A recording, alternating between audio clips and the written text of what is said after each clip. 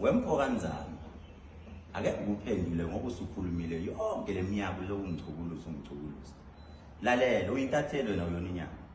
Okokuqala lo number 2 wena ulala namadoda.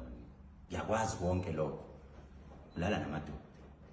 Mina ke ngiyinyanga lalela akasenze kanje. Asithi ake ngiyacela nginama sponsors ama-brand amakhulu. Uma ngempela okuyinsizwa ake ziye ringini. Singaloke sithola abantu impilo ake siye ringini siyohlubana Ngesibhakela. Oyo wina uyothatha 100,000 nama sponsor amnika imali. Mina nawe ngiyacela mfowethu sengikucela nge-challenge nje manje.